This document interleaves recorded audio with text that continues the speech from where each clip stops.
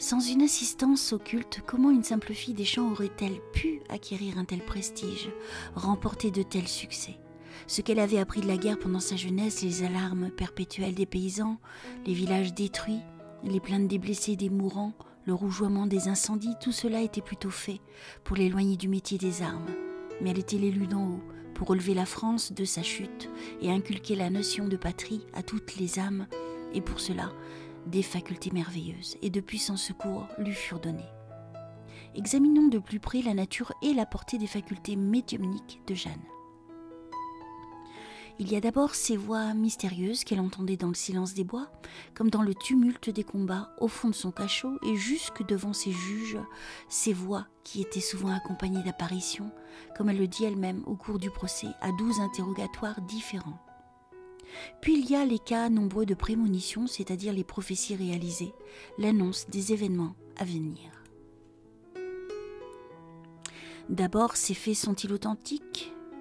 Sur ce point, aucun doute n'est possible. Les textes, les témoignages sont là, nombreux, les lettres, les chroniques abondent. Il y a surtout le procès de Rouen, dont les pièces, rédigées par les ennemis de l'accusé, témoignent encore plus fortement en sa faveur que celles du procès de réhabilitation. Dans ce dernier, les mêmes faits sont attestés sous le sceau du serment par les témoins de sa vie déposant devant les enquêteurs ou devant le tribunal. Au-dessus de tous ces témoignages, nous placerons l'opinion d'un homme, d'un contemporain qui les résume tous et dont l'autorité est grande. Je veux parler de Quicherat, directeur de l'école des Chartes.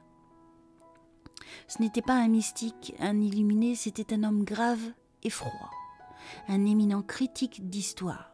Il s'est livré à une recherche approfondie, toute l'érudition à un examen scrupuleux de la vie de Jeanne d'Arc.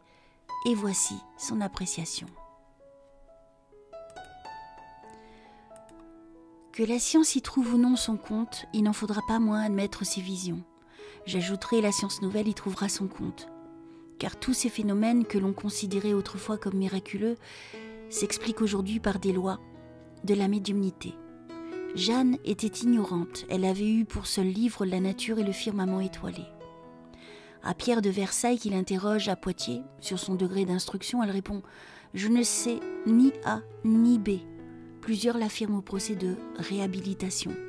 Cependant, elle a entrepris l'œuvre la plus merveilleuse que femme ait jamais accomplie. Pour la mener à bien, elle déploiera des aptitudes et des qualités rares. Illettrée, elle confondra et convaincra les docteurs de Poitiers par son génie militaire et l'habileté de ses plans. Elle acquérera une prompte influence sur les chefs de guerre et les soldats. À Rouen, elle tiendra tête à 60 érudits, casuistes, habiles et subtilités juridiques et théologiques. Elle déjouera leurs pièges, répondra à toutes leurs objections. Plus d'une fois, elle les embarrassera par la puissance de ses répliques. Rapides comme des éclairs, pénétrantes comme des pointes d'épée. Comment concilier une supériorité aussi écrasante avec son défaut d'instruction? C'est qu'il est une autre source d'enseignement que la science de l'école.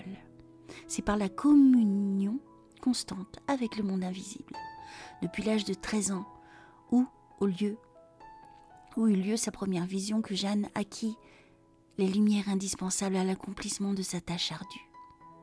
Les leçons de nos guides de l'espace sont plus efficaces que celles d'un professeur, plus abondantes surtout en révélations morales. Ces voies de la connaissance, les universités et les églises ne les pratiquent guère. Leurs représentants lisent peu dans ce livre de Dieu dont parle Jeanne, dans ce grand livre de l'univers invisible où elle avait puisé sagesse et lumière. Il y a les livres de notre Seigneur plus que les vôtres. Messire a un livre où nul clerc n'a jamais lu, si parfois soit-il en cléricature, affirme-t-elle à Poitiers. Par là, elle rappelle que les mondes occultes et divins possèdent des sources de vérité autrement riches et profondes que celles où puisent les humains. Et ces sources s'ouvrent parfois aux simples, aux humbles, aux ignorants, à ceux que Dieu a marqués de son sceau. Ils y trouvent des éléments de connaissance qui surpassent tout ce que l'étude peut nous procurer. La science humaine ne va pas sans quelques orgueils. Ses enseignements sentent presque toujours la convention, l'apprêt, le pédantisme. Il manque souvent de clarté et de simplicité. Certains ouvrages de psychologie, par exemple, sont tellement obscurs, complexes, hérissés d'expressions baroques qu'ils en frisent le ridicule. Il est plaisant de voir à quel effort l'imagination, à quelle gymnastique intellectuelle des hommes comme le professeur Flournoy et le docteur Grasset se livrent pour édifier des théories aussi burlesques que savantes. Les vérités provenant des autres révélations apparaissent, au contraire, au trait de lumière, et en quelques mots, par la bouche des simples, tranchent les problèmes les plus ardus. « Je te bénis, ô Père, dit le Christ, de ce que tu as révélé aux petits, ce que tu as caché aux sages. » Bernardin de Saint-Pierre exprime la même pensée. Pour trouver la vérité, il faut la chercher d'un cœur simple.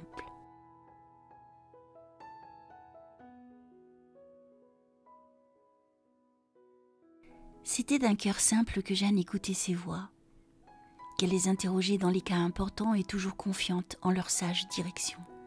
Elle devient, sous l'impulsion des puissances supérieures, un instrument admirable, doué de précieuses facultés psychiques.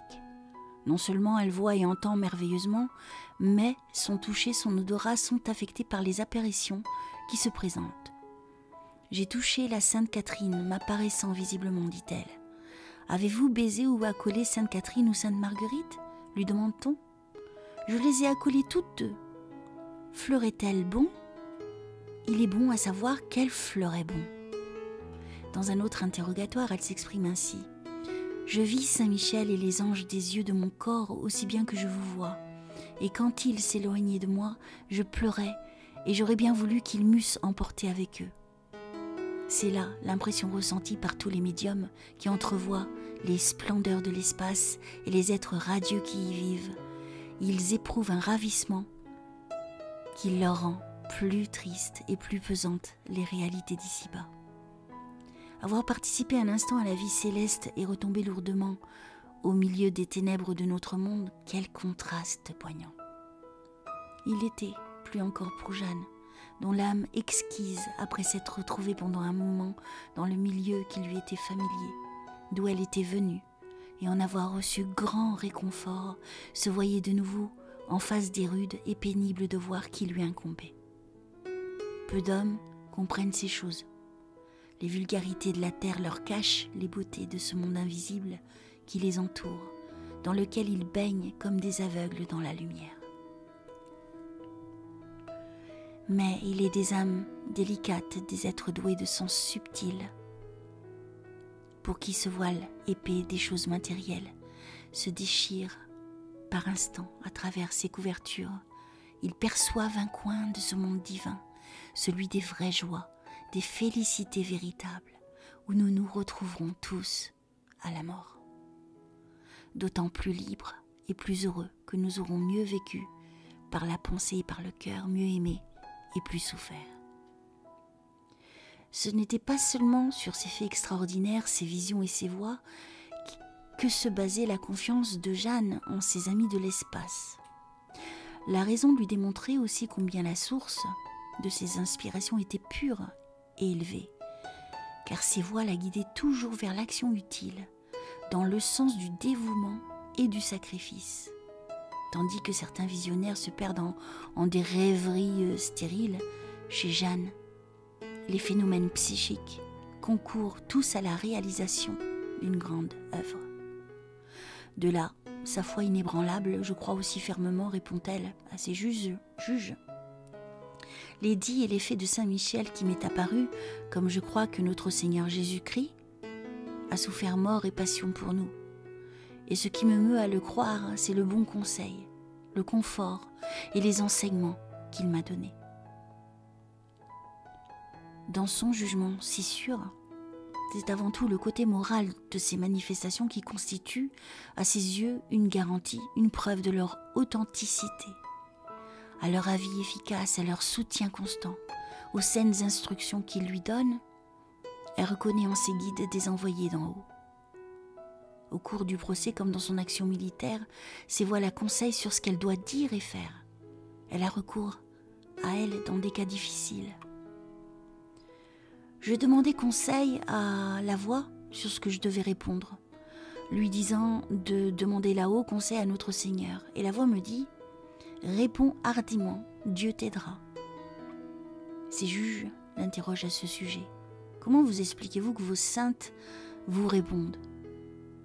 Quand je fais une requête à Sainte Catherine, leur dit Jeanne, alors elle et Sainte Marguerite font requête à Dieu, et puis du commandement de Dieu, et elle me donne réponse. Ainsi, pour tous ceux qui savent interroger l'invisible dans le recueillement et la prière, la pensée divine descend de degré en degré, depuis les hauteurs de l'espace jusqu'aux profondeurs de l'humanité. Mais tous ne la discernent pas comme Jeanne. Quand ces voix se taisent, elle refuse de répondre sur toute question importante. Vous n'aurez pas encore cela de moi, je n'ai pas le congé de Dieu. Je crois que je ne vous dis pas à plein ce que je sais, mais j'ai plus grande crainte de faillir en disant quelque chose qui déplaise à mes voix, que je n'en ai de vous répondre à vous. Discrétion admirable, et que tant d'hommes feraient bien d'imiter, quand les voix de la sagesse et de la conscience n'ordonnent pas de parler. Jusqu'à la fin de sa vie tragique, Jeanne montrera un grand amour pour ses guides invisibles, une entière confiance en leur protection, même quand ils semblèrent l'abandonner. Après lui avoir promis le salut, elle ne proféra aucune plainte, aucun blasphème. De son aveu, cependant, il lui avait dit dans sa prison « Tu seras délivré par grande victoire ». Et au lieu de la délivrance, c'était la mort qui venait. Ses interrogateurs, qui ne négligeaient aucun moyen de la désespérer, insistaient sur cet abandon apparent. Et Jeanne répondait sans se troubler « Onc ne maugréait ni saint ni sainte ». L'histoire de la bonne Lorraine présentait des cas de clairvoyance, de prémonition en assez grand nombre pour lui avoir prêté aux yeux de tous un pouvoir mystérieux de divination. Parfois, elle semble lire dans l'avenir. Par exemple, lorsqu'elle dit au soldat de Chinon qu'il avait injurié au moment de son entrée au château. « Ah, tu renies Dieu, et pourtant, tu es si près de ta mort. » Le soir même, en effet, ce soldat se noie par accident. Il en est ainsi pour l'anglais Glasdale, à l'attaque de la Bastille et du pont devant Orléans. Elle le somme de se rendre au roi des cieux, ajoutant « J'ai grande pitié de ton âme ». Au même moment, Glasdale tombe, tout armé dans la Loire où il se noie. Plus tard, à Jargeau, elle prévoit le danger qui menace le duc d'Alençon, à la vie duquel elle a promis de veiller. « Gentil duc », s'écrie-t-elle, « retirez-vous d'où vous êtes, sinon cette bouche à feu qui est là-bas va vous envoyer à la mort. » La prévision était juste, car le seigneur du Lude, ayant pris la place abandonnée, y fut tué peu après. D'autres fois, et le plus souvent, Jeanne l'atteste elle-même, elle est prévenue par ses voix. À vos couleurs, sans l'avoir jamais vu, elle va droit au sire de Brodicourt. « Je le reconnus, explique-t-elle, grâce à ma voix. C'est elle qui me dit « le voilà ». D'après ces révélations, Jeanne lui prédit la délivrance d'Orléans, le sacre du roi à Reims, et lui annonce la défaite des Français à la journée des Arrans, ou au moment où elle vient d'avoir lieu.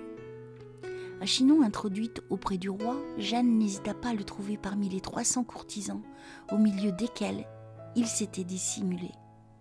Quand j'entrai dans la chambre du roi, dit-elle, je le reconnus entre les autres, par le conseil de ma voix qui me le révéla. Dans un entretien intime, elle lui rappelle les termes de la prière muette qu'il avait adressée à Dieu, seul dans son oratoire. Ces voix lui apprennent que l'épée de Charles Martel est enfouie dans l'église de Sainte-Catherine de Fierbois, et là, lui font voir. C'est encore la voix qui la réveille à Orléans, lorsqu'épuisée de fatigue, elle s'est jetée sur un lit et ignore l'attaque de la Bastille de Saint-Loup. Mon conseil m'a dit que j'aille contre les Anglais, s'écrie-t-elle soudain. Vous ne me disiez pas que le sang de France fut répandu? Jeanne sait, pour en avoir été prévenue par ses guides, qu'elle sera blessée d'un trait à l'attaque des Tourelles, le 7 mai 1429. Une lettre du chargé d'affaires de Brabant, conservée aux archives de Bruxelles et datée du 22 avril de la même année, écrite par conséquent 15 jours avant l'événement, relate cette prédiction et la manière dont elle devait s'accomplir. La veille du combat, Jeanne dit encore « Il sortira demain du sang de mon corps ». Dans cette même journée, elle prédit contre toute vraisemblance que l'armée triomphante rentrerait dans Orléans par le pont, cependant prescience de sa si courte carrière. Elle fut aussi avertie par ses voix de la reddition de Troie à bref délai, puis plus tard de sa captivité prochaine. En la semaine de Pâques, comme j'étais sur le fossé de Melun, il me fut dit par mes voix que je serais prise avant la Saint-Jean, dit l'accusé à ses juges de Rouen. Et je leur faisais requête que quand je serais prise, je mourusse aussitôt, dans un long tourment de prison. Et elles me dirent, prends tout au gré, il faut qu'il en soit ainsi fait, mais elles ne me diront point l'heure. À ce propos, citons, en passant cette belle réponse à ces interrogateurs, si j'eusse su l'heure, je n'y fusse point allé volontiers. Pourtant, j'aurais fait selon le commandement de mes voix, quoiqu'il eût dû mon advenir. On raconte aussi une scène touchante dans l'église de Compiègne. Elle dit en pleurant à ceux qui l'entouraient, « Bons amis, chers enfants, sachez qu'on m'a vendu et trahi, bientôt je serai livrée à la mort, priez en moi, pour moi. » En prison, ses guides lui prédisent, à sa grande joie, la délivrance de Compiègne. Elle a aussi la révélation de sa fin tragique, sous une forme qu'elle ne comprend pas, mais dont ses juges, eux, saisissent le sens. Ce que mes voix me disent le plus, c'est que je serai délivrée. Elle ajoute « Prends tout en gré, ne te chaille de ton martyre. Tu en viendras enfin au royaume du paradis. » Souvent, ces voix l'avertissent des conseils secrets que tiennent les capitaines jaloux de sa gloire et qui se cachent d'elle pour délibérer des faits de guerre. Mais tout à coup, Jeanne paraît, elle connaît à l'avance leurs résolutions et les déjoue. « Vous avez été à votre conseil, et j'ai été au mien, leur dit-elle. Le conseil de Dieu s'accomplira, le vôtre périra. » N'est-ce pas aussi aux inspirations de ses guides que Jeanne doit ces qualités imminentes qui font le grand général? Cette connaissance de la stratégie, de la balistique, cette habileté à employer l'artillerie, chose toute nouvelle à cette époque. D'où aurait-elle pu savoir que les Français aiment mieux se porter en avant que de combattre derrière des remparts? Et comment expliquer d'autre façon qu'une simple bergère soit devenue du jour au lendemain et à 18 ans un chef d'armée incomparable, un tacticien consommé? On le voit, sa médiumnité revêtait des formes variées.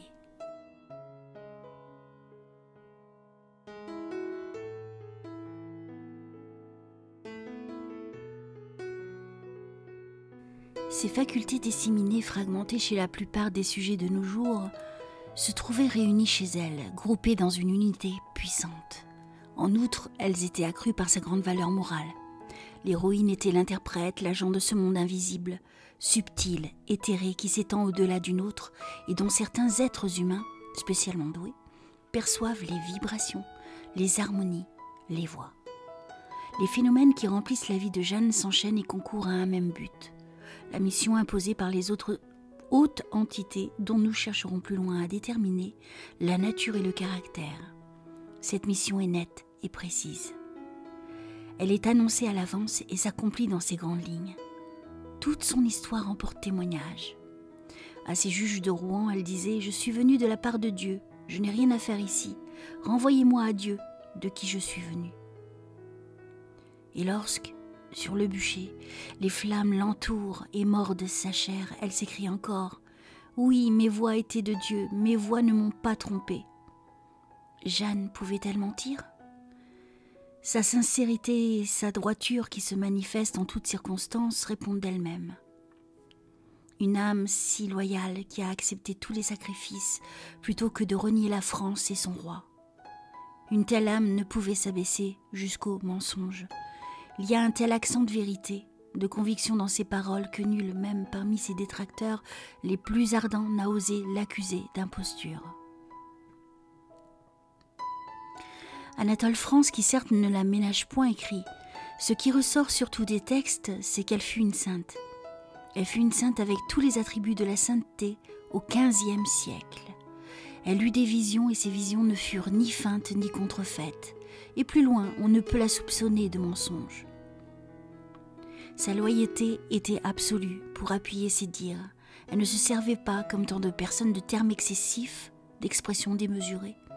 Elle ne jurait jamais, dit un témoin du procès de la réhabilitation, et pour affirmer, elle se contentait d'ajouter sans manque. Ces paroles se retrouvent aussi dans les interrogatoires du procès de Rouen.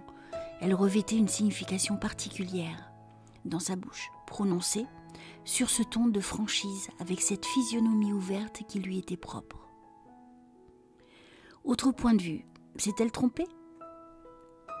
Son bon sens, sa lucidité d'esprit, son jugement si sûr, les éclairs de génie qui, ça et là, illuminent sa vie, ne permettent pas de le croire.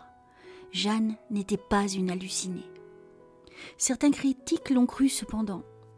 La plupart des physiologistes, par exemple Pierre Jeannette, Ribot, le professeur Grasset, auxquels il convient d'ajouter des annihilistes comme les docteurs Lélu, Calmel, etc., ne voient dans la médiumnité qu'une des formes de l'hystérie ou de la névrose. Pour eux, les voyants sont des malades, et Jeanne d'Arc elle-même n'échappe pas à leur jugement. Tout récemment, le professeur Morcelli, dans son étude Psychologie et Spiritisme, ne considère-t-il pas les médiums comme des esprits faibles ou déséquilibrés ? Il est toujours facile de qualifier de chimère, d'hallucination ou de folie les faits qui nous déplaisent ou qu'on ne peut expliquer. En cela, bien des sceptiques se prennent pour des gens très avisés, alors qu'ils sont tout simplement dupes de leur parti pris. Jeanne n'était ni hystérique ni névrosée. Elle était forte et jouissait d'une santé parfaite. Ses mœurs étaient chastes, et quoique d'une beauté pleine d'attrait, sa vue imposait le respect, la vénération même aux soudards qui partageaient sa vie. 3 fois à Chinon, au début de sa carrière à Poitiers et à Rouen, elle subit l'examen de matrones qui attestèrent son état de virginité. Elle supportait sans faiblir les plus grandes fatigues. Il lui arrive de passer jusqu'à 6 journées sous les armes, écrit le 21 juin 1429, Perceval de Boulainvilliers, conseiller chambellan de Charles VII. Et lorsqu'elle était à cheval, elle excitait l'admiration de ses compagnons d'armes, par le temps qu'elle y pouvait rester sans éprouver le besoin de descendre de sa monture. Son endurance est attestée dans maintes dépositions. Elle se comportait de telle sorte, dit le chevalier Thibaut d'Armagnac, qu'il ne serait pas possible à homme quelconque d'avoir meilleure attitude dans le fait de guerre. Tous les capitaines s'émerveillaient des peines et des labeurs qu'elle supportait. Il en est de même pour sa sobriété. On a sur ce point de nombreux témoignages, depuis celui de personnes qui la virent peu de temps, comme Dame Colette, jusqu'à ceux des hommes de son entourage habituel. Citons les paroles de son page Louis de Comte. Jeanne était très sobre, bien des fois en toute une journée, elle n'a mangé qu'un morceau de pain. J'admirais qu'elle mangeât si peu. Lorsqu'elle restait chez elle, elle mangeait seulement 2 fois par jour. La rapidité merveilleuse avec laquelle notre héroïne guérissait de ses blessures montre chez elle une puissante vitalité. Quelques instants, quelques jours lui suffisent, et elle retourne sur le champ de bataille.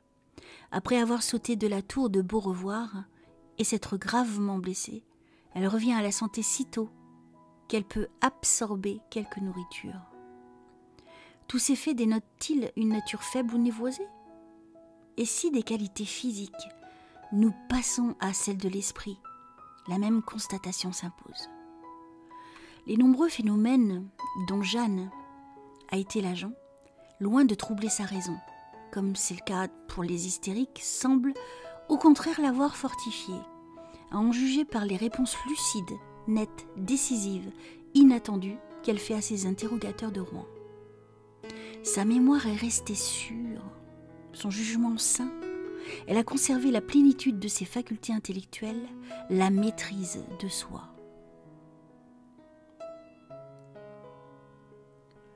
Le docteur Dumas, professeur à la Sorbonne, dans une notice publiée par Anatole France à la fin de son 2e volume, déclare n'avoir pas réussi, d'après les témoignages, à trouver chez Jeanne aucun des stigmates classiques de l'hystérie. Il insiste longuement sur l'extériorité des phénomènes, sur leur netteté objective, sur l'indépendance et l'autorité relative, de l'inspirer vis-à-vis des saintes. Il ne lui semble pas que ces visions puissent être amenées à aucun type pathologique constaté expérimentalement.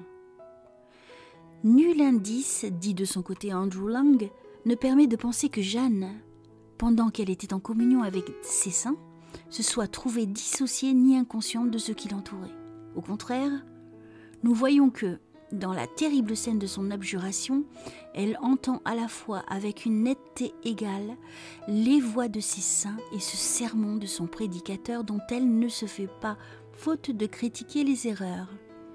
Ajoutons que jamais elle n'a été obsédée, puisque ses esprits ne viennent qu'à certains moments, et surtout quand elle les appelle, alors que l'obsession est caractérisée par la présence constante, inévitable d'êtres invisibles.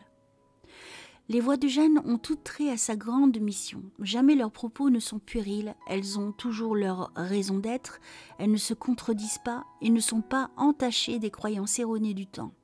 Ce qui aurait lieu si Jeanne eût été prédisposée à subir des hallucinations.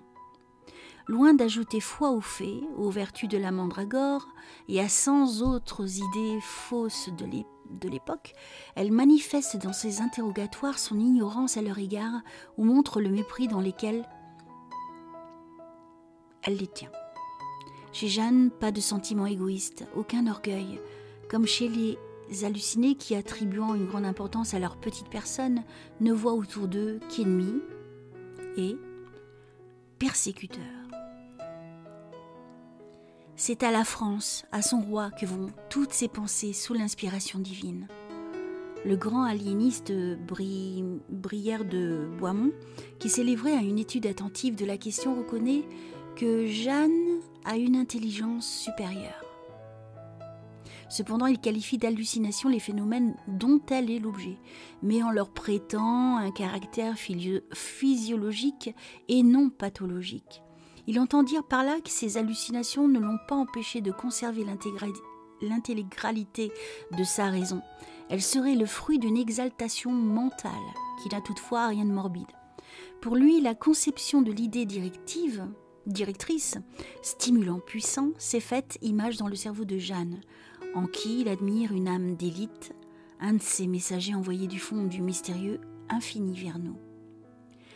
Sans être du même avis que le célèbre praticien de la salpêtrière quant aux causes déterminantes des phénomènes, le docteur Dupuy, qui attribue ces derniers à l'influence d'entités célestes, conclut dans le même sens.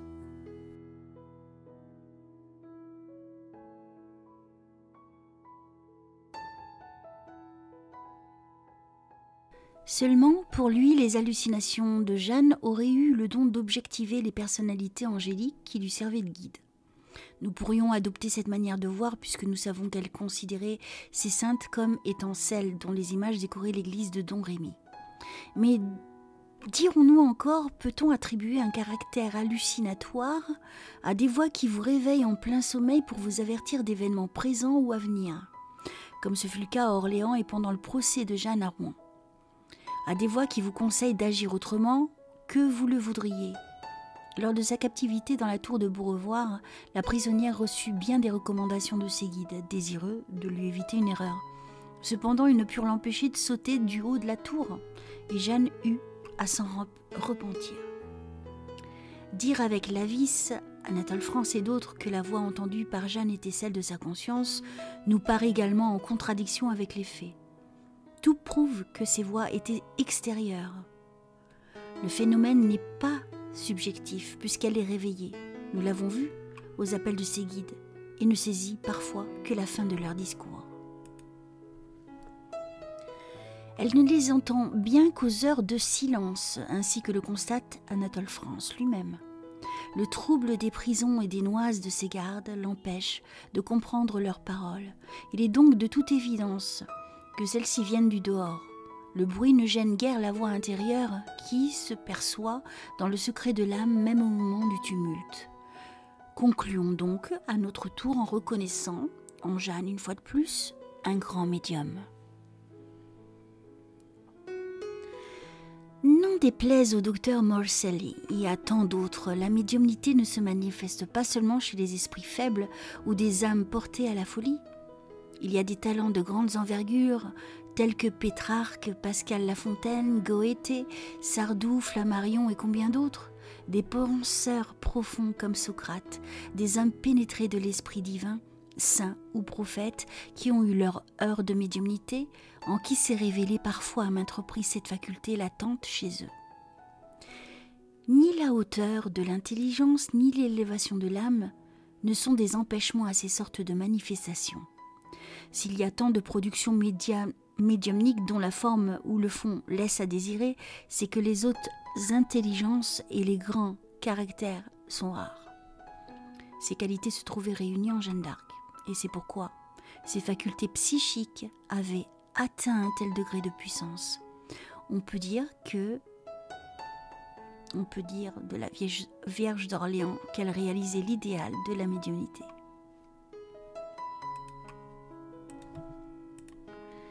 Maintenant, une question se pose, question de la plus haute importance. Quelles étaient les personnalités invisibles qui inspiraient Jeanne et la dirigeaient? Pourquoi des saints, des anges, des archanges? Que devons-nous penser de cette intervention constante de Saint Michel, Sainte Catherine, Sainte Marguerite? Pour résoudre ce problème, il faudrait analyser tout d'abord la psychologie des voyants et des sensitifs et comprendre la nécessité où ils se trouvent de prêter aux manifestations de l'au-delà des formes, les noms, les apparences que l'éducation reçue, les influences subies, les croyances du milieu et de l'époque où ils vivent leur ont suggéré. Jeanne d'Arc n'échappe pas à cette loi. Elle se servait pour traduire ses perceptions psychiques des termes, des expressions, des images qui lui étaient familiers. C'est ce qu'ont fait les médiums de tous les temps. Suivant les milieux, on donnera aux habitants du monde occulte les noms de dieux, de génies, d'anges ou de démons, d'esprits, etc. Les intelligences invisibles qui interviennent obstantiblement dans l'œuvre humaine se trouvent elles-mêmes dans l'obligation d'entrer dans la mentalité des sujets auxquels elles se manifestent, d'emprunter les formes et les noms d'êtres illustres connus de ceux-ci, afin de les impressionner, de leur inspirer confiance, de les mieux préparer au rôle qui leur est dévolu. En général, on n'attache pas, dans l'au-delà, autant d'importance que nous aux noms et aux personnalités. On y poursuit des œuvres grandioses et pour les réaliser, on utilise les moyens que nécessite l'état d'esprit. On pourrait dire l'état d'infériorité et d'ignorance des milieux et des temps où des puissances veulent intervenir. On m'objectera peut-être que ces puissances surhumaines auraient pu révéler à la Vierge de Don Rémy leur véritable nature en l'initiant à une connaissance plus haute, plus large du monde invisible et de ses lois. Mais, outre qu'il est très long et très difficile d'initier un être humain, même le mieux doué, aux lois de la vie supérieure et infinie, que nul n'embrasse encore dans leur ensemble, c'eût été aller à l'encontre du but assigné. C'eût été rendre irréalisable l'œuvre conçue, œuvre toute d'action, en créant chez l'héroïne un état d'esprit et des divergences de vues qui l'eussent mise en opposition avec l'ordre social et religieux sous lequel elle était appelée à agir. Si on examine avec attention les dires de Jeanne sur ces voies, on est frappé par un fait significatif, c'est que l'esprit auquel on attribue le nom de Saint Michel ne s'est jamais nommé. Les deux autres entités auraient été désignées par Saint Michel lui-même, sous les noms de Sainte Catherine et de Sainte Marguerite. Rappelons que les statues de ces saintes ornaient l'église de Don Rémy, où Jeanne allait prier journellement. Dans ses longues méditations et ses extases, elle avait souvent devant les yeux les images de Pierre et de ses vierges martyrs. Or, l'existence de ces deux personnages est plus que douteuse. Ce que nous savons d'eux consiste en légende très contestée. Vers l'an 1600, un censeur de l'université Edmond Richer qui croyait aux anges mais non à Sainte Catherine ni à Sainte Marguerite, aimait l'idée que les apparitions perçues par la jeune fille s'étaient données à elle pour les saintes qu'elle vénérait depuis son enfance. L'Esprit de Dieu qui gouverne l'Église s'accommode à notre infirmité, disait-il. Plus tard, un autre docteur en Sorbonne, Jean de Launois, écrivait « La vie de Sainte Catherine Vierge et martyre est toute fabuleuse depuis le commencement jusqu'à la fin. Il ne faut y ajouter aucune foi. » Bossuet, dans son Histoire de France pour l'instruction du dauphin, ne mentionne pas les deux saintes. De nos jours, M. Marius Sepet, élève de l'école de Chartres, de membre de l'Institut, dans sa préface de la vie de Sainte Catherine par Jean Milot, fait d'expresses réserves au sujet des documents qui ont servi à établir cet ouvrage. La vie de Madame Sainte Catherine, dit-il, sous la forme qu'elle a prise dans le manuscrit 6449 du Fonds français à la Bibliothèque nationale, ne saurait aucunement prétendre à une valeur canonique.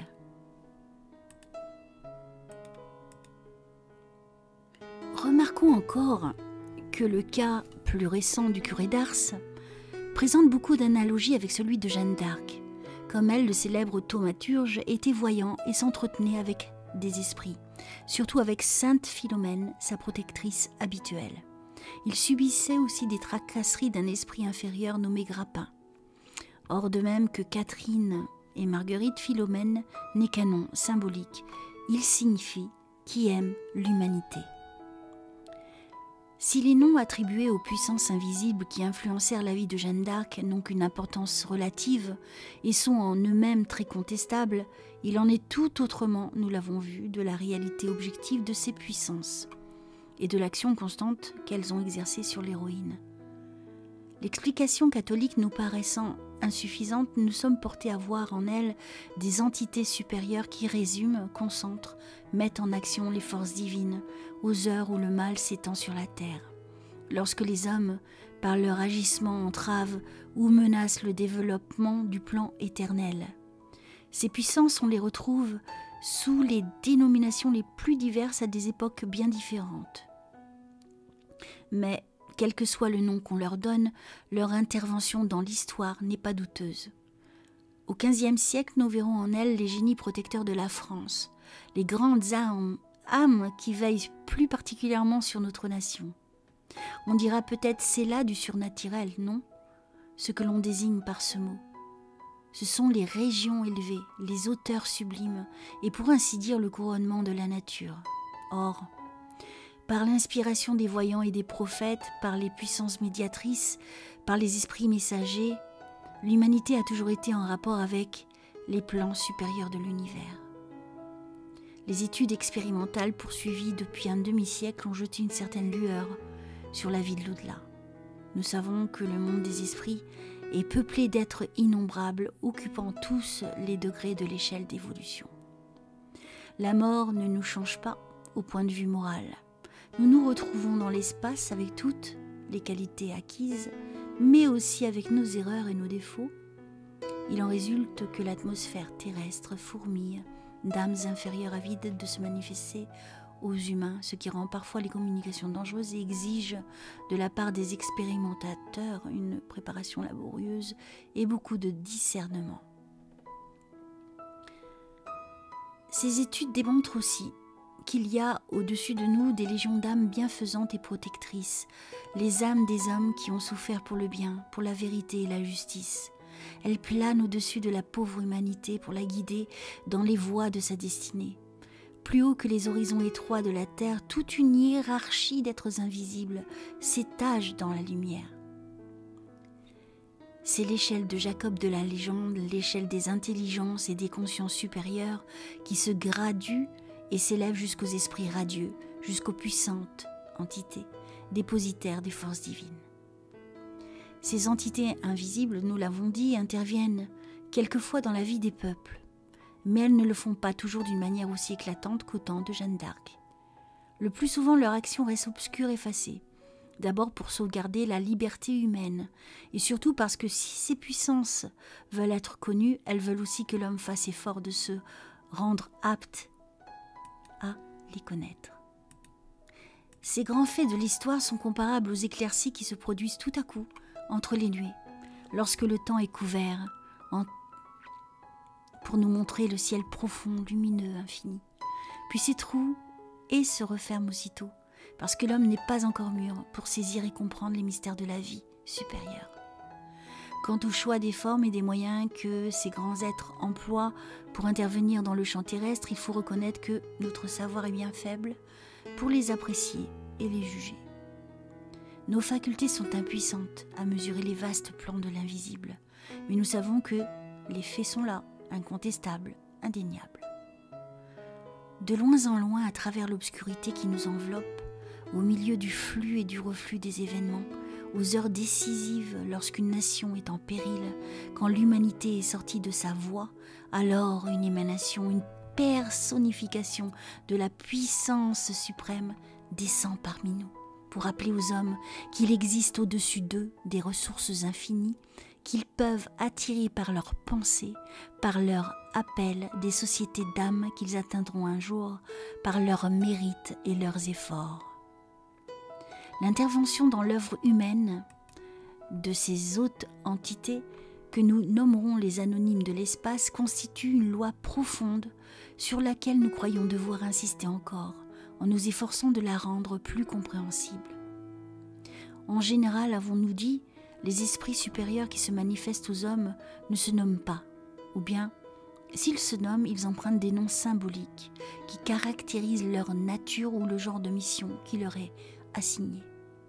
Pourquoi donc alors qu'ici-bas l'homme se montre si jaloux de ses moindres mérites, si empressé à attacher son nom aux œuvres les plus éphémères, pourquoi les grands missionnaires de l'au-delà, les glorieux messagers de l'invisible, s'obstinent-ils à garder l'anonymat ou à prendre des noms allégoriques ? C'est que bien différentes sont les règles du monde terrestre et celles des mondes supérieurs où se meuvent les esprits de rédemption. Ici-bas, la personnalité prime et absorbe tout. Le moi tyrannique s'impose, c'est le signe de notre infériorité, la formule inconsciente de notre égoïsme.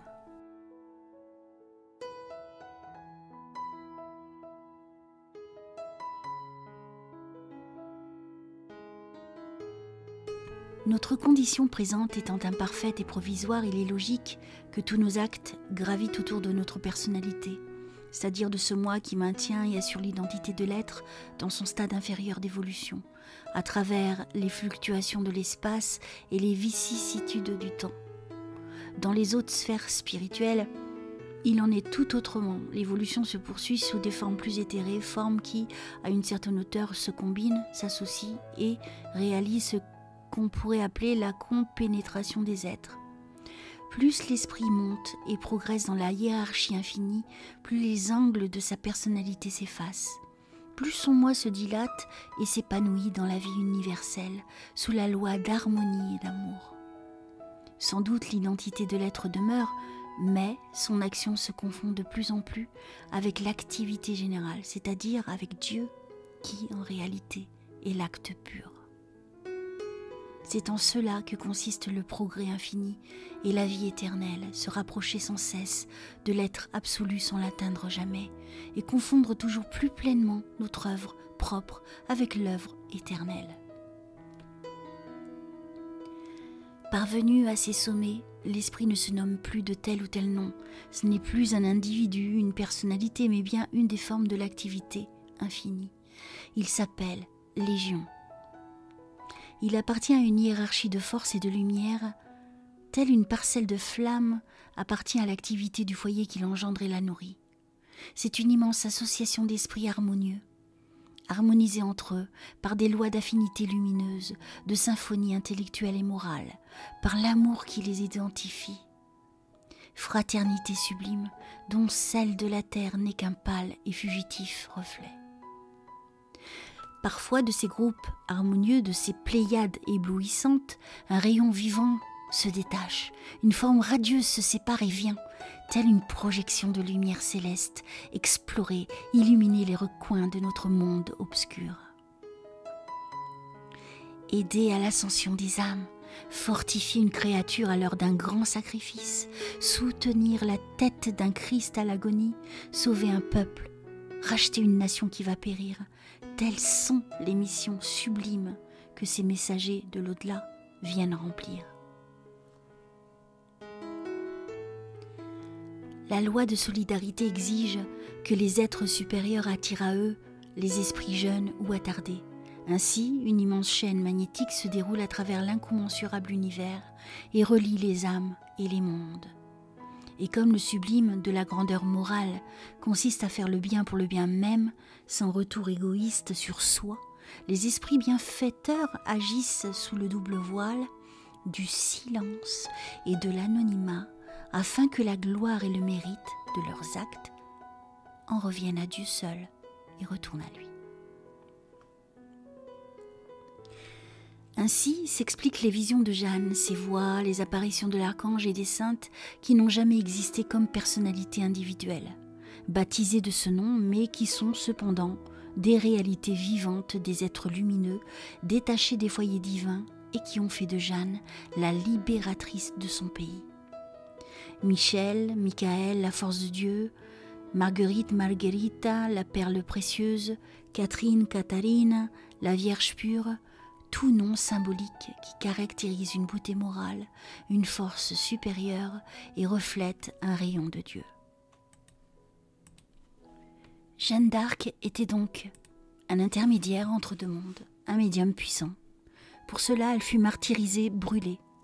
Tel est en général le sort des envoyés d'en haut. Ils sont en but aux persécutions des hommes. Ceux-ci ne veulent ou ne peuvent pas les comprendre. Les exemples qu'ils donnent, les vérités qu'ils répandent sont une gêne pour les intérêts terrestres, une condamnation pour les passions ou les erreurs humaines. Il en est de même de nos jours, quoique moins barbare que le Moyen-Âge qui les envoyait en masse au bûcher, notre époque persécute encore les agents de l'au-delà. Ils sont souvent méconnus, dédaignés, bafoués. Je parle des médiums sincères et non des simulateurs qui sont nombreux et se glissent partout. Ces derniers prostituent une des choses les plus respectables qui soit en ce monde, et par cela même, ils assument de lourdes responsabilités dans l'avenir. Car tout se paye tôt ou tard. Tous nos actes, bons ou mauvais, retombent sur nous avec leurs conséquences. C'est la loi de la destinée. Les manifestations du monde invisible sont constantes, disions-nous. Elles ne sont pas égales. La supercherie, le charlatanisme se mêlent parfois à l'inspiration sacrée. À côté de Jeanne d'Arc, vous trouverez Catherine de La Rochelle et Guillaume le Berger qui étaient des imposteurs. Il y a aussi de réels médiums qui s'abusent eux-mêmes et agissent à certaines heures sous l'emprise de l'autosuggestion. La source n'est pas toujours très pure. La vision est quelquefois confuse, mais il y a des phénomènes si éclatants que devant eux, le doute ne peut subsister. Tels furent les faits médiumniques qui illustrent la vie de Jeanne d'Arc. Il y a dans la médiumnité, comme en toute chose, une diverse infinie, une gradation, une sorte de hiérarchie. Presque tous les grands prédestinés, les prophètes, les fondateurs de religion, les messagers de vérité, tous ceux qui ont proclamé les principes supérieurs dont la pensée humaine s'est nourrie, ont été des médiums, puisque leur vie a été en relation constante avec les hautes sphères spirituelles. J'ai démontré ailleurs, en m'appuyant sur des témoignages nombreux et précis, que le génie, à divers points de vue et dans bien des cas, peut être considéré comme un des aspects de la médiumnité. Les hommes de génie, pour la plupart, sont des inspirés, dans la plus haute acception de ce mot. Leurs œuvres sont comme des foyers que Dieu allume dans la nuit des siècles, pour éclairer la marche de l'humanité. Depuis la publication de mon livre, j'ai recueilli de nouveaux documents à l'appui de cette thèse. Plus loin, j'en citerai quelques-uns. Toute la philosophie de l'histoire se résume en deux mots: la communion du visible et de l'invisible. Elle s'exprime par la haute inspiration. Les hommes de génie, les grands poètes, les savants, les artistes, les inventeurs célèbres. Tous sont des exécuteurs du plan divin dans le monde, de ce plan majestueux d'évolution qui entraîne l'âme vers les sommets. Tantôt les nobles intelligences qui président à cette évolution, s'incarnent elles-mêmes pour rendre leur action plus efficace et plus directe, alors vous avez Zoroastre, Bouddha et au-dessus de tous, le Christ. Tantôt elles inspirent et soutiennent les missionnaires chargés de donner une impulsion plus vive aux essors de la pensée. Moïse, Saint Paul, Mahomet, Luther furent de ceux-ci. Mais dans tous les cas, la liberté humaine est respectée. De là les entraves de toutes sortes que ces grands esprits rencontrent sur leur chemin. Le fait le plus saillant parmi les événements qui signalent la venue de ces messagers d'en haut, c'est l'idée religieuse sur laquelle ils s'appuient. Cette idée suffit à exalter leur courage et à rassembler autour d'eux, humbles presque tous, et ne disposant d'aucune force matérielle, des foules innombrables, prêtes à répandre l'enseignement dont elles ont senti la grandeur. Tous ont parlé de leur communication avec l'invisible, tous ont eu des visions, entendu des voix, et se sont reconnus simples instruments de la Providence pour l'accomplissement d'une mission. Seuls livrés à eux-mêmes, ils n'auraient pas réussi, l'influence d'en haut étant nécessaire, indispensable au triomphe de leur idée, contre laquelle s'acharnaient tant d'ennemis. La philosophie, elle aussi, a eu ses glorieux inspirés. Socrate, comme Jeanne d'Arc, percevait des voix, ou plutôt une voix, celle d'un esprit familier qu'il appelait son démon. Elle se faisait entendre en toutes circonstances. On peut lire dans le Théagès de Platon comment Timarque aurait évité la mort s'il avait écouté la voix de cet esprit. « Ne t'en va pas !» lui conseille Socrate lorsqu'il se lève du banquet avec Philémon. Son complice est le seul qui eut connaissance de ses intentions pour aller tuer Nicias. « Ne t'en va pas ! La voix me dit de te retenir. » Bien qu'averti à 2 reprises encore, Timarque partit. Mais il échoua dans son entreprise et fut condamné à mort. À l'heure du supplice, il reconnut trop tard qu'il aurait dû obéir à la voix. « Oh, Clitomaque, dit-il à son frère, je vais mourir pour ne pas avoir voulu m'en tenir à ce que me conseillait Socrate. » Un jour, la voix avertit le sage de ne pas aller plus loin sur une route qu'il parcourait avec ses amis. Ceux-ci se refusent à l'écouter. Ils continuent leur marche et rencontrent un troupeau qui les renverse et les piétine. Après avoir reconnu bien souvent la justesse des conseils qui lui étaient dictés par cette voix, Socrate avait toute raison de croire en elle. Il rappelait à ses amis que leur ayant communiqué les prédictions qu'il en recevait, on n'avait jamais constaté qu'il y en ait eu d'inexactes. Rappelons encore la déclaration solennelle de ce philosophe devant le tribunal des éphètes, lorsque s'agite pour lui la question de vie ou de mort. Cette voix prophétique du démon qui n'a jamais cessé de se faire entendre pendant tout le cours de mon existence, qui n'a jamais cessé, même dans les circonstances les plus banales, de me détourner de tout ce qui aurait pu me causer du mal, voilà que ce Dieu se tait. Maintenant, il m'arrive des choses qui pourraient être regardées comme le pire des maux. Pourquoi cela ? C'est que vraisemblablement, ce qui se passe est un bien pour moi. Nous nous trompons sans doute en supposant que la mort est un malheur.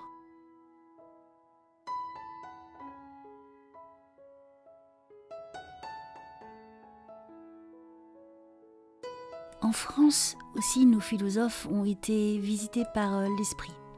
Pascal, avec des heures d'extase, la recherche de la vérité, de Malebranche, fut écrite en pleine obscurité. Et Descartes nous raconte comment une intuition soudaine, rapide comme l'éclair, lui inspira l'idée de son doute méthodique, système philosophique auquel nous devons l'affranchissement de la pensée moderne.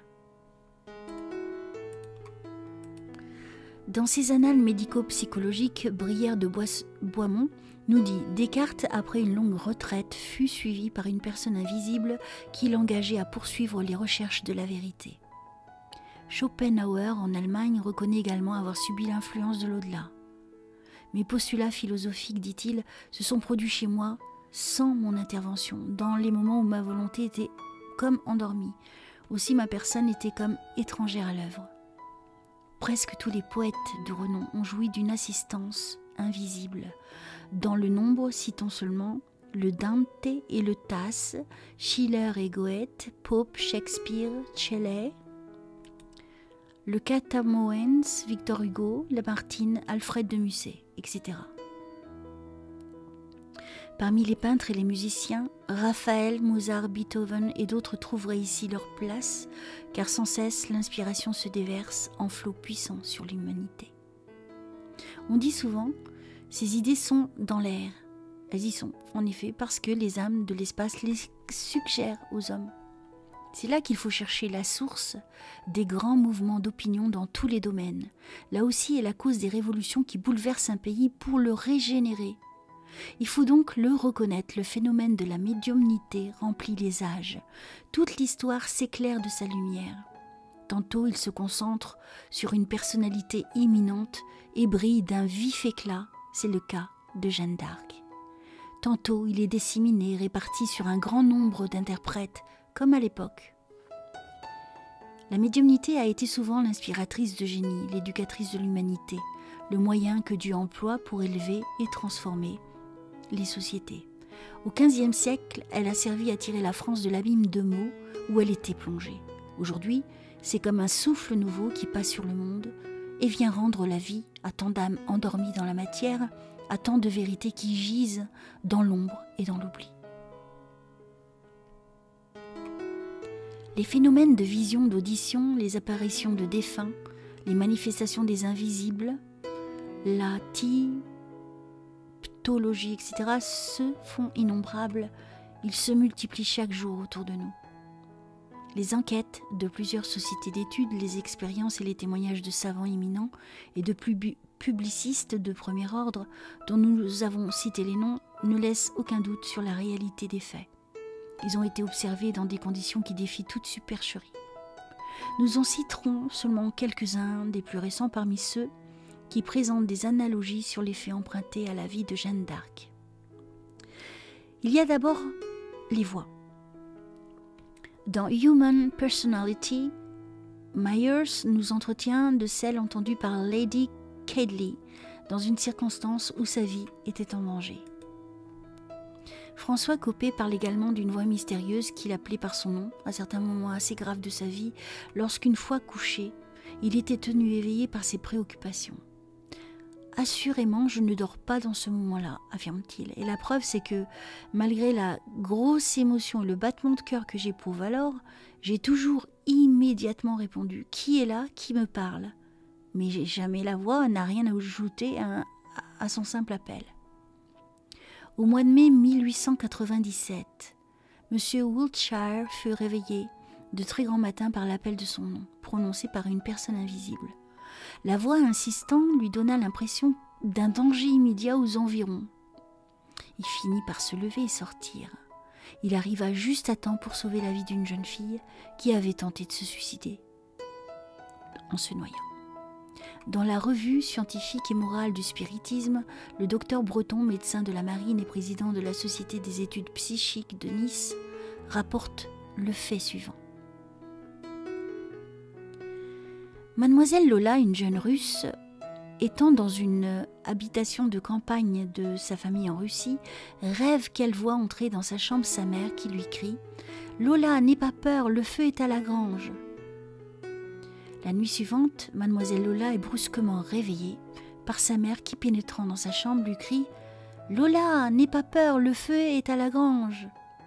Exactement les mêmes paroles entendues en rêve.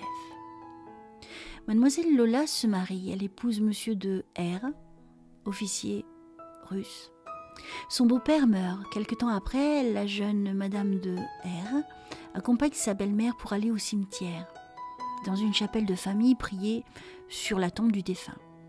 Agenouillée et priant, elle entend distinctivement une voix qui lui dit « Toi aussi tu seras veuve, mais tu n'auras pas la consolation de venir prier sur la tombe de mon fils. » La jeune femme, en entendant cette voix, s'évanouit. Sa belle-mère vient à son secours et bientôt revenant à elle, elle raconte la cause de son émotion. La guerre russo-japonaise éclate. Le colonel de R reçoit l'ordre de partir. Il succombe en Mandchourie. Son corps mis en bière est transporté avec d'autres à Mukden afin d'être expédié en Russie. Mais le détachement qui les transportait dut les abandonner pendant la retraite générale de l'armée russe. Malgré de nombreuses recherches, on ne put savoir jamais ce que ces corps étaient devenus. La prophétie de l'esprit, père du colonel de R, s'était accomplie. La jeune veuve ne pourra jamais prier sur la tombe de son mari. Parlons maintenant des apparitions. Les exemples n'en sont pas rares de nos jours et dans certains cas, on a pu en établir l'authenticité.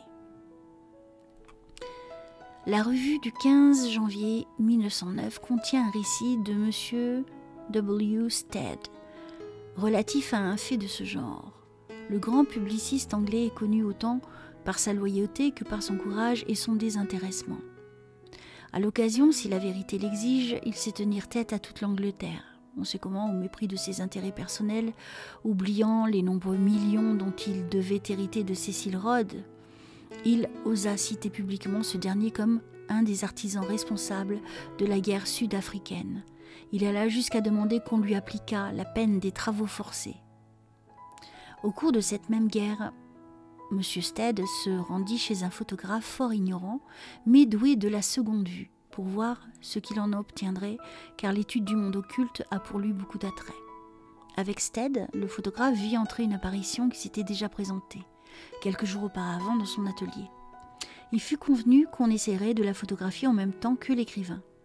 Pendant que l'opération a une question qui lui fut posée, le personnage invisible aux yeux humains dit s'appeler Piet Botha. Parmi tous les Botha connus de M. Stead, il n'y en avait aucun portant ce prénom. Sur la photographie se dressait en effet à ses côtés la figure très nette, tout à fait caractéristique d'un boer. Lorsque la paix conclut, le général Botha vint à Londres. M. Stead lui envoya l'image obtenue. Dès le lendemain, il vit arriver chez lui un des délégués du Sud-Africain, M. Westhouse. Celui-ci, fort intrigué, lui dit « Cet homme-là ne vous a jamais connu ? Il n'a jamais mis le pied en Angleterre, c'est un de mes parents. J'ai son portrait chez moi. Est-il mort ?» demanda Stead. « Il fut le premier commandant Boer tué au siège de Kimberley », lui répondit son interlocuteur. « Petrus Botha, mais nous l'appelions Piet pour abréger. » À la vue de la photographie, les autres délégués des États libres reconnurent aussi le guerrier Boer. Parfois, et c'est une des plus fortes raisons qui militent en faveur de leur authenticité, les apparitions se montrent à de tout jeunes enfants incapables d'aucun calcul, d'aucune fraude. Les annales des sciences psychiques du 1er 16 février 1909 citent plusieurs faits analogues. Dans l'un, c'est une fillette de 2 ans et demi qui reçoit, à diverses reprises et en différents endroits, sa petite sœur morte quelque temps auparavant et qui lui tend la main. Dans d'autres cas, une enfant de 3 ans aperçoit au moment du décès de son petit frère une de ses tantes défuntes et court vers elle, la suivant dans ses déplacements. On lit encore dans Brière de Boismont, Annales médico-psychologiques 1851. Un jeune homme de 18 ans n'ayant aucune tendance enthousiaste, romanesque et superstitieuse habitait Ramsgate pour sa santé. Dans une promenade à l'un des villages voisins, il entra dans une église. À la chute du jour, il fut frappé de terreur en apercevant le spectre de sa mère, morte quelques mois auparavant d'une maladie de langueur fort douloureuse, qui avait excité la compassion des assistants. La figure se tenait entre lui et la muraille, et elle resta pendant un temps considérable immobile. Il regagna son logis à demi évanoui. La même apparition ayant eu lieu dans sa chambre plusieurs soirées consécutives, il se sentit malade et se hâta de se rendre à Paris, où son père demeurait. En même temps, il prit la résolution de ne pas lui parler de la vision, de peur d'ajouter à la douleur dont l'avait accablé la perte d'une femme adorée. Obligé de coucher dans la chambre de son père, il fut surpris d'y trouver une lumière qui brûlait toute la nuit, ce qui était opposé à leur habitude et tout à fait antipathique à leur goût. Après plusieurs heures d'insomnie causée par l'éclat de la lumière, le fils sortit de son lit pour l'éteindre. Le père s'éveilla aussitôt. Dans une grande agitation, il lui ordonna de la rallumer, ce qu'il fit, très étonné. De la colère de son père et des signes de terreur empreintes sur ses traits. Lui ayant demandé le motif de son effroi, il n'en reçut qu'une réponse vague et la promesse qu'il lui en ferait connaître la cause. Une semaine ou plus s'était écoulée depuis cet événement. Lorsque le jeune homme, ne pouvant dormir par le malaise que lui occasionnait la lumière, se hasarda une seconde fois à l'éteindre, mais le père s'élança presque aussitôt de son lit, agité d'un grand tremblement, le gronda de sa désobéissance et ralluma la lampe. Il lui avoua alors que, toutes les fois qu'il était dans l'obscurité, le fantôme de sa femme lui apparaissait, mais restait immobile et ne s'évanouissait que lorsque la lumière avait été de nouveau rallumée.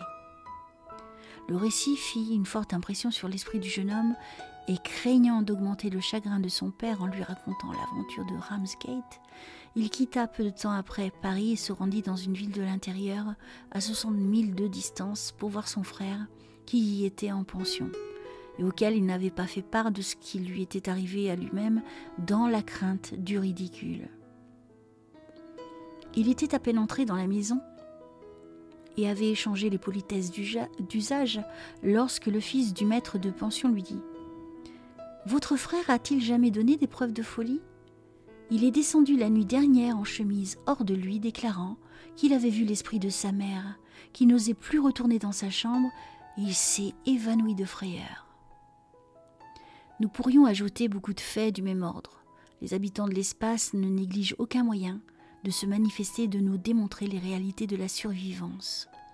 Les grands esprits ont une prédilection marquée pour le phénomène de l'incorporation, car il leur permet de se révéler avec une conscience plus entière et des ressources intellectuelles plus étendues. Le médium, plongé dans le sommeil par une action magnétique invisible, abandonne pour quelques instants son organisme à des entités qui s'en emparent et entrent en rapport avec eux par la voix, le geste, l'attitude. Leur langage est parfois si suggestif, si imposant qu'on ne saurait garder aucun doute sur leur caractère, leur nature, leur identité. S'il est facile d'imiter les phénomènes physiques tels que les tables parlantes, l'écriture automatique, les apparitions de fantômes, il n'en est pas de même de faits d'ordre intellectuel élevé. On n'imite pas le talent, encore moins le génie. Nous avons été souvent témoins de scènes de ce genre, et elles ont laissé en nous chaque fois une impression profonde. Vivre, ne fût-ce qu'un moment dans l'intimité des grands êtres, est une des rares félicités dont on puisse jouir sur la terre.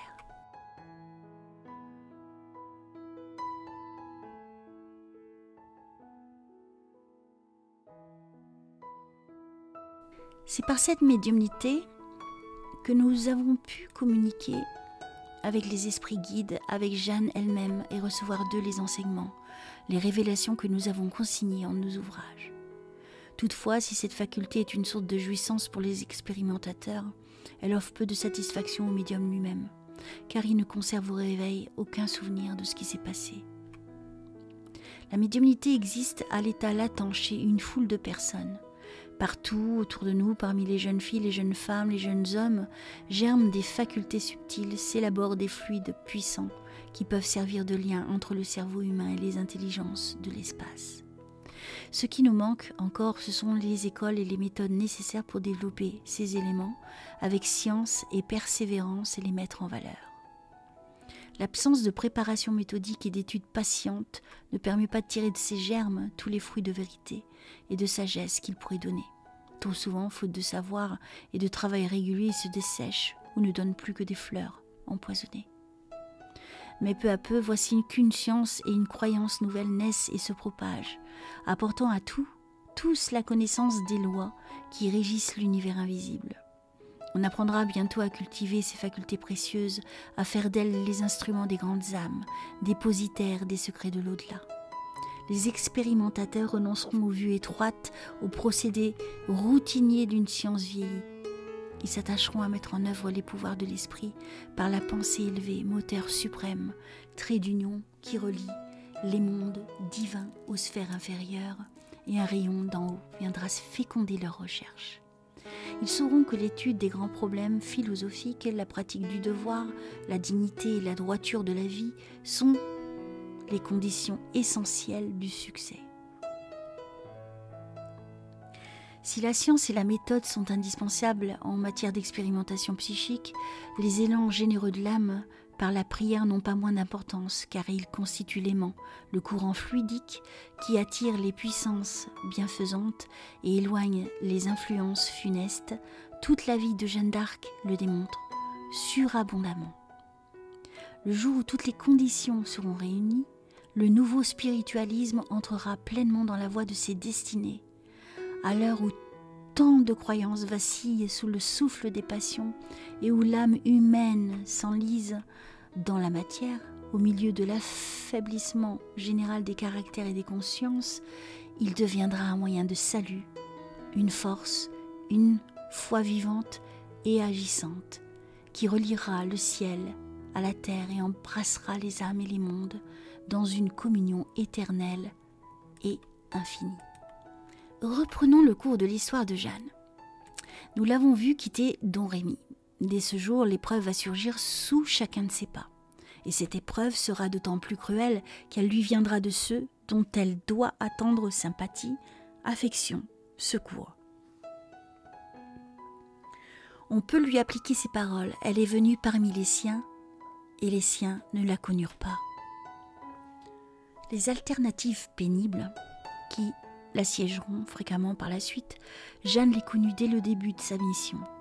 Elle, si soumise à l'autorité de ses parents, si attachée à ses devoirs, malgré l'amour qu'elle porte à son père, à sa mère, elle doit enfreindre leur ordre et clandestinement s'échapper de la demeure qui l'a vue naître.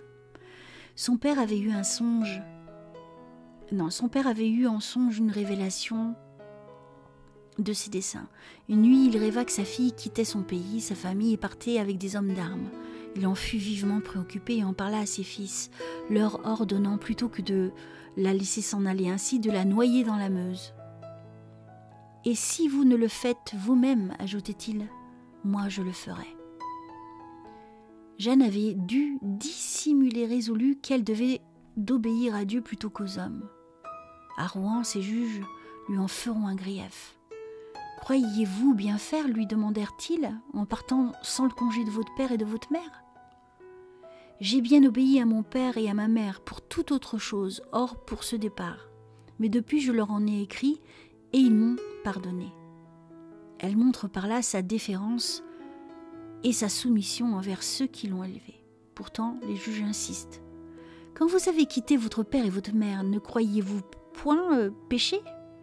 Jeanne exprime alors toute sa pensée dans cette belle réponse. Puisque Dieu le commandait, il fallait le faire. Même si j'eusse eu sans père et sans mère, et que j'eusse été fille de roi, encore serais-je partie. Accompagnée d'un de ses oncles qu'elle a pris en passant à Buret, Durand Laxart, le seul membre de sa famille qui ait cru à sa vocation, le seul qui l'ait encouragé dans ses projets, elle se présente à Robert de Baudricourt, commandant de Vaucouleurs pour le Dauphin. Le premier accueil est brutal. Jeanne ne se décourage pas. Elle a été prévenue par ses voix. Sa résolution est inébranlable. Rien ne peut la détourner de son but. Elle affirme en termes énergétiques aux bonnes gens de Vaucouleurs: « Avant la mi-carême, il faut que je sois devers le roi. Du sèche user mes jambes jusqu'aux genoux. » Et peu à peu, à force d'insistance, le rude capitaine prête plus attention à ses propos. Comme tous ceux qui l'approchent, Robert de Baudricourt a subi l'ascendant de cette jeune fille. Après l'avoir fait exorciser par Jean Tournier, curé de Vaucouleurs, et s'être convaincu qu'il n'y a rien de mauvais en elle, il n'ose plus nier sa mission ni accumuler les obstacles sur sa route. Il lui fait donner un cheval, une escorte. Déjà le chevalier Jean de Metz, subjugué par l'ardente conviction de Jeanne, lui avait promis de la mener au roi. « Mais quand ?» lui avait-il demandé. Vivement, elle répondit. « Plutôt maintenant que demain, plutôt demain que plus tard. » Elle part enfin. Et la dernière parole du capitaine de Vaucouleurs est celle-ci. « Va, et advienne que pourra. » Parole tiède et peu encourageante, qu'importe à Jeanne. Ce n'est pas aux voix de la terre qu'elle prête l'oreille, c'est à celle d'en haut. Et ces voix, là, la stimulent et la soutiennent. Dans son âme, la force et la confiance grandissent avec les incertitudes et les périls du lendemain. Aussi répétera-t-elle souvent ce dicton à son pays. « Aide-toi, Dieu t'aidera ». L'avenir est menaçant. Tout autour d'elle est cause d'effroi, mais elle possède les forces divines. C'est là un exemple qu'elle donne à tous les pèlerins de la vie. La route de l'homme est semée d'embûches, partout les ornières, des pierres aiguës, des ronces, des épines. Pour les franchir, Dieu a mis en nous les ressources d'une énergie cachée que nous pouvons mettre en valeur en attirant les puissances invisibles, ces mystérieux secours d'en haut qui centuplent nos forces personnelles et assurent le succès dans la lutte. Aide-toi et Dieu t'aidera. Elle part accompagnée seulement de quelques hommes de cœur. Elle voyage jour et nuit. Il faut franchir 150 lieues à travers des provinces ennemies pour atteindre Chinon, où réside le dauphin Charles, qu'on nomme par dérision le roi de Bourges, puisqu'il ne règne plus que sur un lambeau du royaume. Charles qui oublie sa mauvaise fortune dans les plaisirs, au milieu des courtisans qui le trahissent et pactisent en secret avec l'ennemi. Elle doit traverser le pays bourguignon, allié de l'Angleterre, cheminer sous la pluie par les sentiers détournés, passer à gué les rivières débordées, coucher sur le sol détrempé. Jeanne n'hésite jamais. Ses voix lui disent sans cesse « Va, fille de Dieu, va, nous viendrons à ton aide ». Et elle va en dépit des obstacles au milieu des dangers. Elle vole au secours d'un prince, sans espérance et sans courage. Et voyez quel mystère admirable, c'est une enfant qui vient tirer la France de l'abîme. Qu'apporte-t-elle donc avec elle? Est-ce un secours militaire? Une armée? Non, rien de tout cela. Ce qu'elle apporte, c'est la foi en soi-même, la foi en l'avenir de la France, cette foi qui exalte les âmes et soulève les montagnes. Que dit Jeanne à tous ceux qui se pressent sur son passage? Je viens de la part du roi du ciel et je vous apporte le secours du ciel.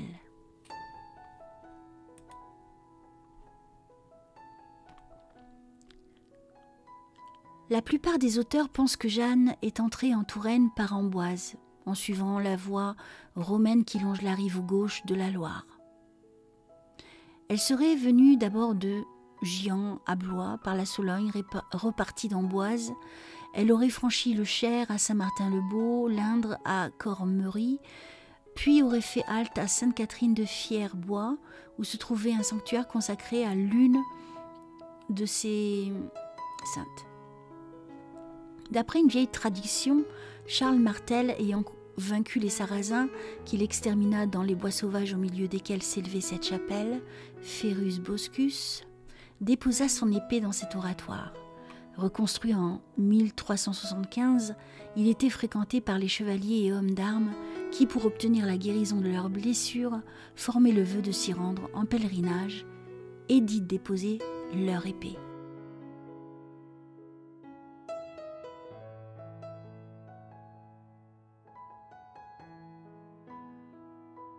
Sur la route, on avait embusqué une troupe soudouée, probablement par le perfide de la Trémoille, et chargée d'enlever Jeanne. Mais à la vue de l'envoyé, ces bandits restèrent comme cloués au sol. D'après les dépositions identiques de Poulengy et de Novelompont, le voyage de Vaucouleurs à Chinon s'effectua en 11 jours. Il s'ensuit, dit l'abbé Bosbeuf, qu'elle y arriva le mercredi 23 février. Voilon, Quicherat et d'autres disent le 6 mars. Voici la ville et ses 3 châteaux qui se confondent dans une longue masse grise de murs crénelés, de tours et de donjons. À son entrée dans Chinon, la petite caravane avait défilé dans les rues escarpées entre les maisons gothiques aux façades plaquées d'ardoises décorées à leur angle de statuettes de bois. Et aussitôt, sur le seuil des portes où le soir à la veillée, devant l'âtre qui flamboie, les récits merveilleux circulent de bouche en bouche sur la jeune fille qui arrive des marches de Lorraine pour accomplir les prophéties et mettre un terme à l'insolente fortune des Anglais. Jeanne et son escorte prirent gîte chez une bonne femme près du château. sans doute dans la maison du gentilhomme Régnier de la Barre, dont la veuve ou la fille reçut la pucelle avec joie.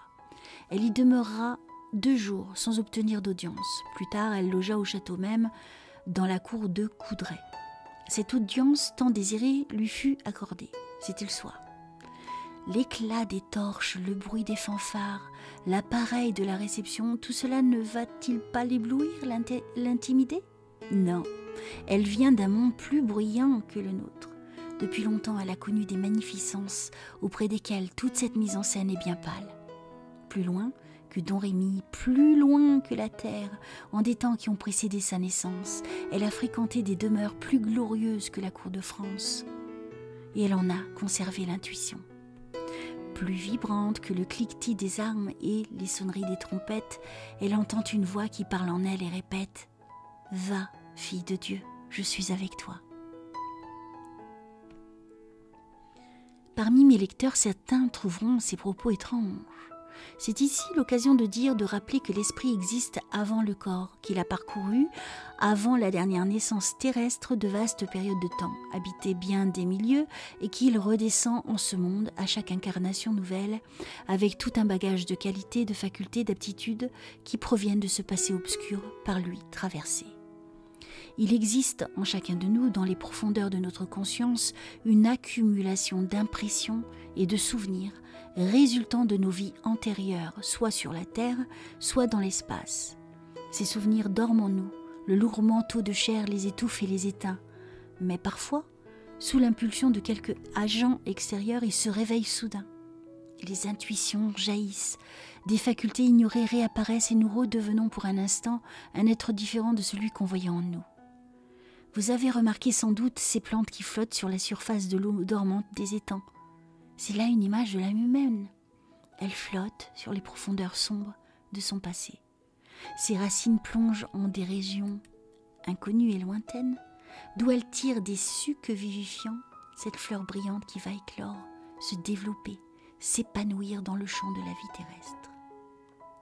Dans l'immense salle du château où Jeanne fut introduite, 300 seigneurs, chevaliers et nobles dames en brillants costumes étaient assemblés. Quelle impression cette vue ne dut-elle pas produire sur l'humble bergerette? Quel courage ne lui fallut-il pas pour affronter tous ces regards si licencieux ou inquisiteurs, cette foule de courtisans qu'elle sentait hostiles?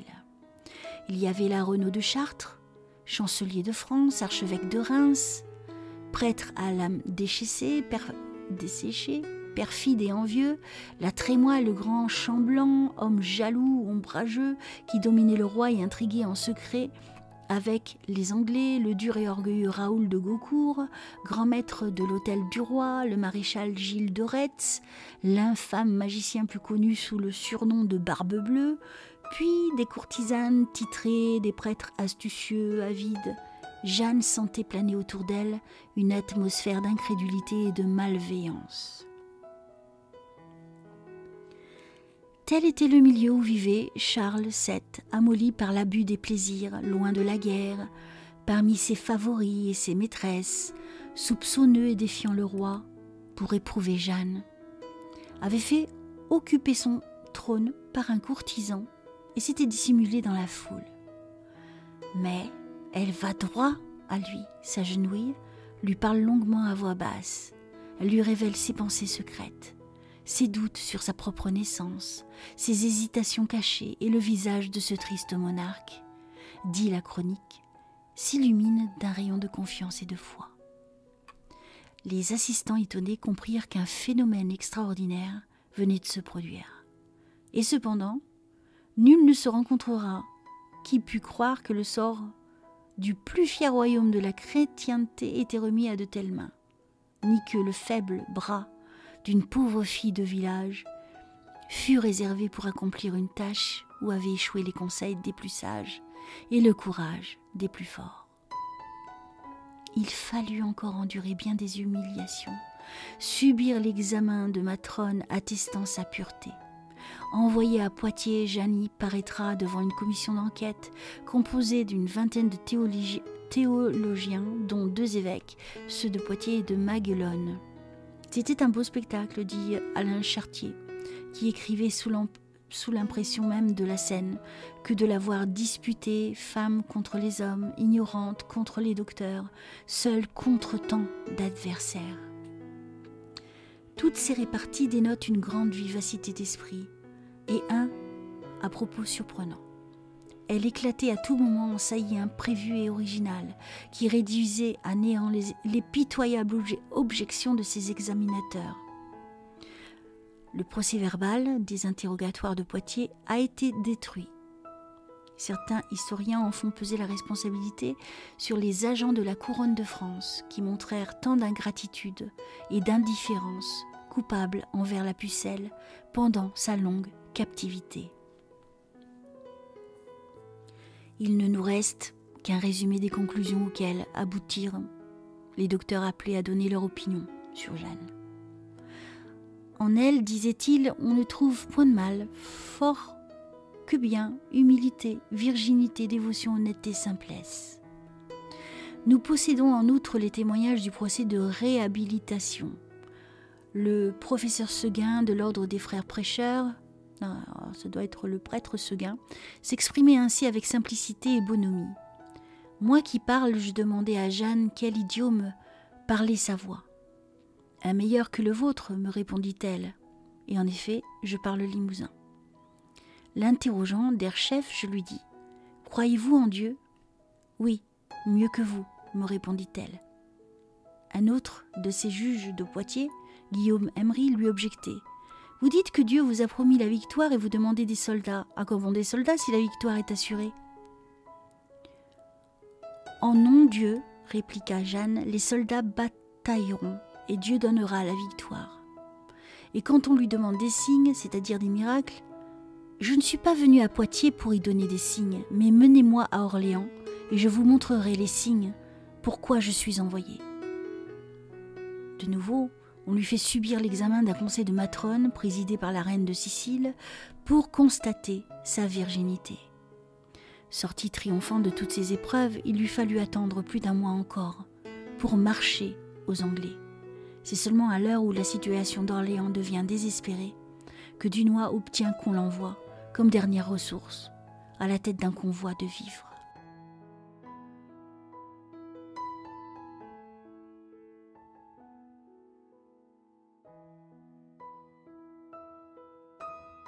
Jeanne vint d'abord à Tours pour y faire préparer son armure et son étendard.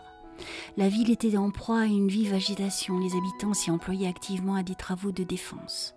Dès le 14 octobre 1428, le maréchal de Gaucourt, bailli d'Orléans et grand maître de l'hôtel du roi, les informait que les Anglais avaient mis le siège devant Orléans et qu'ils se proposaient ensuite de marcher sur Tours. La cité se mettait en mesure de résister. De toutes parts, dit le texte, Maxon, Besson, hommes de bras, déployaient une activité fébrile. On travaillait avec ardeur à redresser les boulevards, on creusait et élargissait les fossés, on réparait et appareillait les ponts. Sur les tours et les remparts, on établissait des guérites en bois pour les veilleurs. On pratiquait des canonnières dans les murs d'enceinte, bombardes et coulevrines.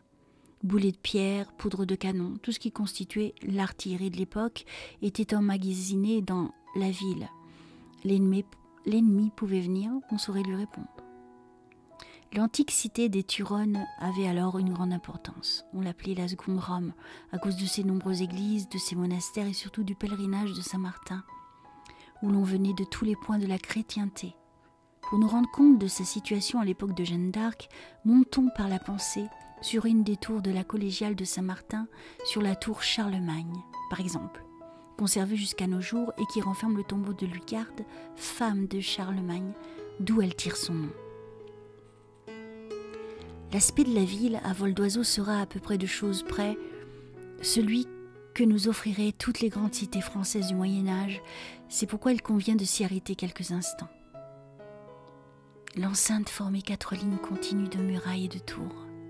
À l'intérieur des murs, c'était tout un labyrinthe de rues étroites et de places étranglées, bordées de longues files, de maisons aux pignons en ogive et aux toits dentelés, avec des étages surplombant les uns et sur les autres, des statuettes accolées aux portes, des solives sculptées, de hautes lucarnes et des vitres de couleur. pour compléter cet ensemble aussi pittoresque de grandes enseignes en fer. Découpées en formes bizarres, remplacent les numéros des maisons et se balancent au vent.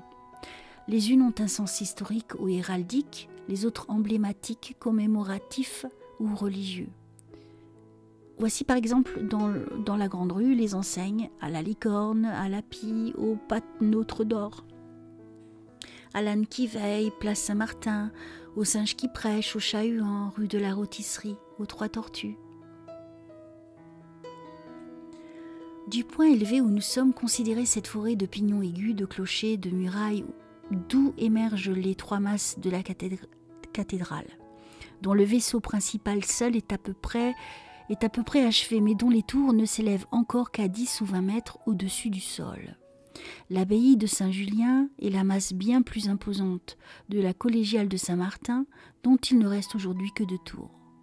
À nos pieds, la ville entière, avec ses 50 églises ou chapelles, ses 8 grands cloîtres enclos de murs, ses nombreuses hôtelleries et hôtels nobles, toute une forêt de flèches, d'aiguilles, de clochetons, de tourelles en fuseau, de hautes cheminées gothiques. Puis, le dédale des rues qui se croisent et s'entrecroisent, et les carrefours étroits encombrés de peuple et de chevaux. Prêtez l'oreille au bruissement, à la rumeur de la cité qui monte jusqu'à vous. Écoutez le tintement des heures qui sonnent à tous les clochers. Faites luire sur cet ensemble un clair rayon de soleil. Contemplez le fleuve aux reflets changeants, au loin les coteaux couverts de vignes et les grandes forêts qui couvrent les 2 plateaux, surtout au sud, et dont les masses profondes forment un cadre de verdure à la cité qui s'étale au fond de la vallée. Considérez tout cela, et vous vous ferez une idée de ce que c'était la ville de Tours, le jour où Jeanne d'Arc y fit son entrée, suivie de sa maison militaire. D'après la déposition de son page Louis de Comte au procès, elle y prit gîte chez une dame nommée Lapeau. Suivant le témoignage de son aumônier Jean Pacrel, ce fut chez le bourgeois Jean Dupuis. Ces contradictions ne sont qu'apparentes. En effet, le seigneur Tourangeau Jehan Dupuis avait pour femme Éléonore de Paul, et le peuple, ami de ces altérations, déforma ce nom. Yolande, reine d'Aragon et de Sicile, avait donné Éléonore pour dame d'honneur à sa fille, Marie d'Anjou, reine de France. Elle était angevine, dit Monsieur de Beaucourt dans l'histoire de Charles VII, et avait peut-être été élevée avec la jeune princesse. Priée par la reine Yolande d'héberger l'étrangère, qu'elle prenait sous sa protection, Jean Dupuis, qui était conseiller du roi et échevin, et son épouse la reçurent dans leur hôtel, situé près de l'église de Saint-Pierre-le-Puellier, et que beaucoup d'archéologues croient reconnaître dans la maison dite de Tristan. C'est à Tours que le frère Pacrel, alors lecteur au couvent des Augustins de la ville, fut attaché au service de Jeanne en qualité d'aumônier. Il la suivra fidèlement jusqu'à sa capture à Compiègne, 1 an plus tard. Ce fut aussi à Tours que la vaillante enfant reçut son équipement militaire, son épée et sa bannière.